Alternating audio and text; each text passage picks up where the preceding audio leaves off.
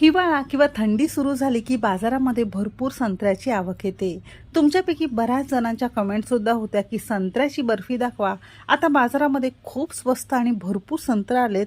मग मी सुद्धा असा विचार केला, एकदा संत्र्याची बर्फी होऊनच जाऊ द्या. तर आज आपण खूप साध्या सोप्या पद्धतीत संत्र्याची अगदी तोंडात टाकताच विरघळणारी मस्त बर्फी कशी बनवायची आहे ते बघणार आहोत. अगदी अर्धा पाऊण तासात तयार होते. एक आठवडाभर तुम्ही फ्रीजमध्ये स्टोअर करून खाऊ शकता. अजिबात दूध किंवा कोणताही खवा मावा न वापरता अगदी साध्या सोप्या पद्धतीत मस्त दाणेदार मौसूद बर्फी तुम्ही घरामध्ये तयार करू शकता. रेसिपी नेहमीप्रमाणे भरपूर टिप्ससह तुमच्यासोबत मी शेअर केलेली आहे, म्हणून ती अगदी शेवटपर्यंत नक्की पहा. सगळ्यांना एक निवेदन आहे, तुम्हाला जर माझ्या रेसिपीज बघायला आवडत असतील तर कुकिंग तिकीट मराठी चॅनलला सबस्क्राईब करा आणि बाजूची बेल घंटा नक्की क्लिक करा.